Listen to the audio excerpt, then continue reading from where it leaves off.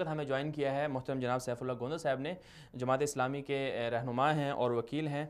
بہت شکریہ سیف اللہ گوندل صاحب۔ آج ہم بات کر رہے ہیں کہ ختم نبوت حلف نامے میں جو تبدیلیاں ہوئیں تو اس میں 2 مہینے گزر گئے، تو اس میں کون ذمہ دار تھا، کون نہیں تھا، اور کس نے مسئلہ پہلے اٹھایا؟ چونکہ جماعت اسلامی کی طرف سے بھی یہ بات سامنے آئی کہ انہوں نے اس مسئلے کو پوائنٹ آؤٹ کیا، اور اسی طرح جبکہ جمعیت علماء اسلام والے یہ کہہ رہے ہیں کہ ہم نے اس مسئلے کو پہلے اٹھایا، تو آپ کے حوالے سے بھی یہ باتیں سامنے آ رہی ہیں کہ آپ نے اس مسئلے کو سب سے پہلے پوائنٹ آؤٹ کیا۔ تو یہ بتائیے گا کہ اصل مسئلہ ہوا کیا تھا، اور سب سے پہلے کس کو علم ہوا اس بات کا کہ ختم نبوت حلف نامے میں تبدیلی ہو رہی ہے؟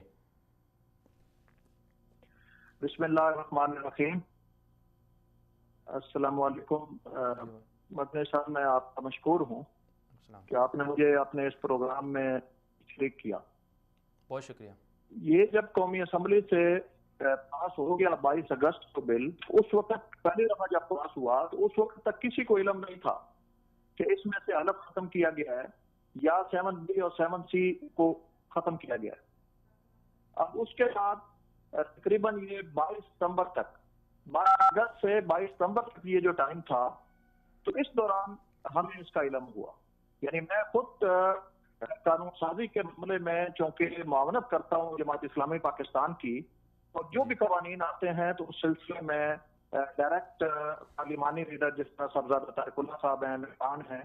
اور پھر جماعت اسلامی پاکستان سیکرٹری جنرل، صدر قانونی کمیٹی، ڈپٹی سیکرٹری، سب سے رابطہ رہتا ہے۔ یہ بھی چونکہ انتہائی اہم لا تھا الیکشن لاس کے حوالے سے، تو ہم تو تقریباً ہر 1-2 میٹنگ کے بعد میری طارق اللہ صاحب کے ساتھ اس معاملے میں سیٹنگ ہوتی رہی اور جماعت کو ہر معاملے میں آگاہ کیا۔ اسی وجہ سے کمیٹی کے دوران بھی اور جب بھی ہم نے اس میں تجاویز دیں اور پھر بعد میں اختلافی نوٹ بھی دیا، اور 19 ترامیم ایک دفعہ دیں اور ایک دفعہ 11 دی، لیکن ہمیں بھی چونکہ یہ کمیٹی کے اندر یہ معاملہ ڈسکس نہیں ہوا تھا، انہوں نے آج قوانین میں سے ایک ڈرافٹ بنا دیا تھا، اور اس ڈرافٹ میں اگر تو یہ بات ہوتی کہ وہ وہاں 7 لکھا ہوتا، 7B اور 7C نہیں، اور پھر ایک لکھا ہوتا، پھر تو ٹھیک تھی کہ ہماری بھی غلطی تھی اور ممبرز کی، ہمارے پارلیمانی لیڈر کی بھی، لیکن ایسی کوئی بات ہوئی نہیں حلف کے معاملے میں کہ ہم حلف ختم کر رہے ہیں، ہم ختم نبوت کے پیراگراف کے شروع میں قسم ختم کر رہے ہیں یا 7B 7، یہ بات نہیں تھی۔ اب بہرحال میں اللہ کا شکر ادا کرتا ہوں اور اپنی جماعت کا اس معاملے میں جس نے یہ ہمیں یہ چیز سکھائی اور خود ہر معاملے میں زبردست سرپرستی رکھی اور پوچھتے رہے کہ کیا ہو رہا ہے، کہ اللہ کے فضل و کرم سے یہ ہمارے علم میں آیا، اور میں نے خود اس کو، یہ حلف تھا، پہلے ہمیں حلف کا پتہ چلا، میں نے جو پرانا حلف تھا اس کو سامنے رکھا، اور جو نیا انہوں نے یہ جو فارم پرانا فارم اور نیا اس جب سامنے رکھا، کیونکہ یہ باتیں ساری ایک ڈسکشن تو ہوتی رہی کہ آخر انہوں نے اصلاحات کے نام پہ کر رہے ہیں، دیکھا جائے کوئی چیزیں یہ نہ ہو کہ کچھ سکپ ہو جائے، تو اس میں سے میں نے دیکھا کہ انہوں نے حلف ختم کر دیا سب سے پہلے، اور پھر اس کے بعد دیکھا کہ انہوں نے جو ہے وہ ختم نبوت کے حوالے سے جو پیراگراف ہے اس کے شروع میں قسم ختم کر دی ہے۔ تو میں نے پھر فوری طور پہ پارلیمانی لیڈر صاحب سے یہ ڈسکشن اس پہ کی کہ یہ اس طرح معاملہ ہوا ہے، امیر جماعت محترم کو بتایا، سیکرٹری جنرل صاحب کو بتایا، اسد اللہ بھٹو صاحب کے ساتھ تفصیلی اس پہ ساری بات ہوئی کہ تاکہ یہ نہ ہو کہ کوئی اور انہوں نے اس طرح کوئی چیز کی ہو اور ہم کہیں کوئی پوائنٹ ہو، لیکن الحمدللہ یہ بہت بر وقت چیز تھی جو ہم نے کی۔ اور اس کے بعد یہ 19 تاریخ کو سینیٹر سراج الحق صاحب سینٹ کا جب اجلاس شروع ہوا تو موجود تھے، 20 تاریخ کو موجود تھے، 21 کو موجود تھے، لیکن چونکہ کنفرم نہیں تھا کہ یہ بل کس وقت آئے گا تاکہ ہم اس میں ترامیم دیں، تو 22 کو انہوں نے یہاں نہیں ہونا تھا اور لاہور ہونا تھا، تو انہوں نے پھر یہ میں بڑی ذمہ داری سے آپ کے اس پہ وصال اردو چینل پہ میں آپ کے توسط سے پہنچا رہا ہوں، سینیٹر سراج الحق صاحب نے جمعیت علماء اسلام کے سینیٹر حمداللہ صاحب سے یہ بات کی کہ کوئی کنفرم نہیں ہے لیکن شاید یہ بل آ جائے کل، تو آپ نے یہ ترامیم جو ہیں ان پہ آپ نے بات کرنی ہے۔ تو بہرحال میں سمجھتا ہوں، اور پھر انہوں نے کہا کہ اس معاملے میں سیف اللہ گوندل کے میں ذمہ لگاتا ہوں تو آپ کو تفصیلی بریف کریں گے، انہوں نے پہلے بتایا لیکن مجھے کہا کہ آپ تفصیلی بریف کریں۔ اسی دن سینٹ کے اجلاس ہو رہا تھا،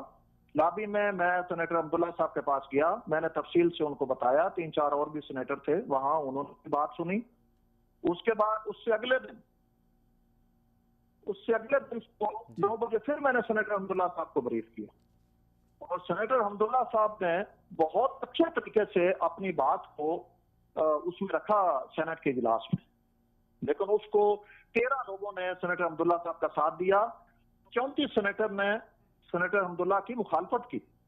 جی اس کے بعد یہ معاملہ قومی اسمبلی میں چلا گیا۔ جی قومی اسمبلی میں جب گیا تو وہاں صرف جماعت اسلامی کے جو ممبران قومی اسمبلی ہیں، صاحبزادہ طارق اللہ صاحب، صاحبزادہ یعقوب صاحب، شیخ اکبر خان صاحب اور محترمہ عائشہ سید نے یہ ترامین دیں، اور تفصیلی اس پہ سینیٹر صاحبزادہ طارق اللہ صاحب نے اس پہ تفصیلی بات کی، اور پورا میڈیا، پورا ہاؤس یہ سن رہا تھا جو انہوں نے ترامین پہ حلف اور اس کے سارے والے سوال۔ اس وقت تک 7B اور 7C کا ہمیں بھی پتہ نہیں تھا اور کسی کو پتہ نہیں تھا کہ انہوں نے اڑا دیا۔ جی اور اس کے بعد شیخ رشید صاحب نے یہ اٹھ کے جو بات کی، اور لیکن یہ ہے کہ اس کے بعد پھر شام کو ہمیں یہ پتہ چلا، کیونکہ ہم بھی مسلسل ایک چیزیں تو تھی، بہرحال اللہ کا شکر ادا کرتا ہوں کہ جماعت اسلامی نے اس کو ہر سطح پہ اس کو پوائنٹ آؤٹ کیا ہے، اور 7B اور 7C کے معاملے میں میں نے وہ آپ پاس یہ ڈاکومنٹ بھجوائے ہیں کہ 7B اور 7C کا تو ہم نے بتایا میڈیا کو اس کے بعد کہ انہوں نے وہ بھی اڑا دیا ہے جو ختم نبوت کے حوالے سے۔